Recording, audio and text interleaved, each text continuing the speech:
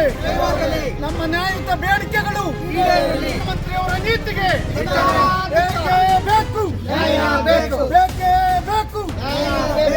ಕೇಂದ್ರ ಸರ್ಕಾರದ ದ್ವಿಮುಖ ನೀತಿಗೆ, ಮೋದಿ ಸರ್ಕಾರದ ದ್ವಿಮುಖ ನೀತಿಗೆ, ನಿರ್ಮಲಾ ಸೀತಾರಾಮನ್ ಅವರ ದ್ವಿಮುಖ ನೀತಿಗೆ ಬೇಕೇ ಬೇಕು.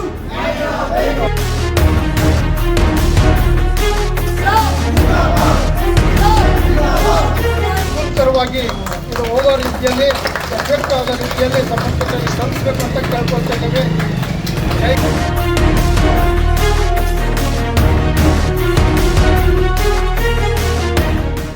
ಕೇಂದ್ರ ಮತ್ತು ರಾಜ್ಯ ಸರ್ಕಾರಿ ನಿವೃತ್ತ ನೌಕರರ ಸಂಘದ ವತಿಯಿಂದ ಇವತ್ತು ಸಾಂಕೇತಿಕವಾಗಿ ಪ್ರತಿಭಟನೆಯನ್ನು ಮಾಡ್ತಾ ಇದ್ದೇವೆ.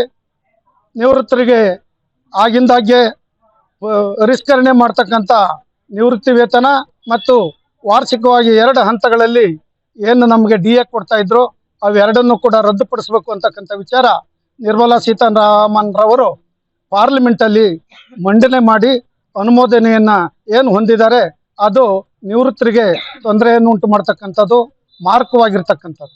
ಅದನ್ನು ರದ್ದುಪಡಿಸಬೇಕು, ಹಿಂಪಡಿಬೇಕು ಅಂತಕ್ಕಂಥ ವಿಚಾರ ಇಟ್ಟುಕೊಂಡು ಇವತ್ತು ರಾಜ್ಯಾದ್ಯಂತ ಪ್ರತಿಭಟನೆ ಮಾಡ್ತಾ ಇದ್ದೇವೆ.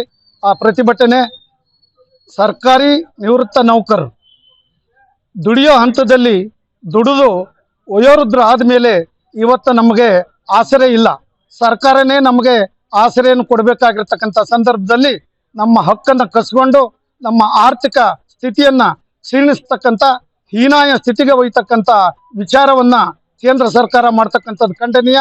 ಈ ವಿಚಾರವನ್ನ ನಿವೃತ್ತ ಸರ್ಕಾರಿ ನೌಕರರ ಸಂಘದ ವತಿಯಿಂದ ನಾವೆಲ್ಲರೂ ಖಂಡಿಸ್ತಾ ಇದ್ದೀವಿ.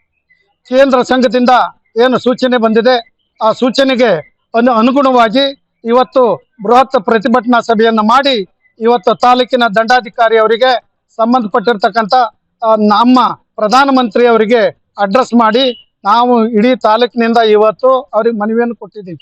ಆ ಮನವಿಯಲ್ಲಿ ನಮ್ಮ ನ್ಯಾಯಯುತ ಬೇಡಿಕೆಗಳು ಈಡೇರಬೇಕು, ತಾವು ತೆಗೆದುಕೊಂಡಿರ್ತಕ್ಕಂಥ ನಿರ್ಧಾರವನ್ನ ಹಿಂದಕ್ಕೆ ಕೈ ಬಿಡಬೇಕು ಅಂತಕ್ಕಂಥ ವಿಚಾರವನ್ನು ಇಟ್ಟು ಹೋರಾಟ ಮಾಡ್ತಾ ಇದ್ದೇವೆ.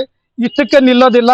ಇವತ್ತು ಹೋರಾಟವನ್ನ ಅವರು ಇವತ್ತೇನು ಪ್ರಾರಂಭವಾಗಿದೆ ಈ ನಮ್ಮ ದುಷ್ಟವಾಗಿರ್ತಕ್ಕಂಥ ಕಾಯ್ದೆ ಹಿಂದಕ್ಕೆ ಕೇಂದ್ರ ಸರ್ಕಾರ ಪಡೆಯೋ ತನಕನೂ ನಮ್ಮ ರಾಜ್ಯ ಸಂಘ ಹೋರಾಟ ಮಾಡ್ತಿದೆ ಅಂತಕ್ಕಂಥ ವಿಚಾರವನ್ನ ಈ ಸಂದರ್ಭದಲ್ಲಿ ಹೇಳ್ತಾ ಇದ್ದೀವಿ. ಸರ್, ಸರ್ಕಾರಿ ನಿವೃತ್ತ ನೌಕರರ ಹೋರಾಟಕ್ಕೆ, ನಮ್ಮ ನ್ಯಾಯಯುತ ಹೋರಾಟಕ್ಕೆ, ನಮ್ಮ ನ್ಯಾಯಯುತ ಬೇಡಿಕೆಗಳು ಮುಖ್ಯಮಂತ್ರಿಯವರ ನೀತಿಗೆ ಬೇಕೇ ಬೇಕು.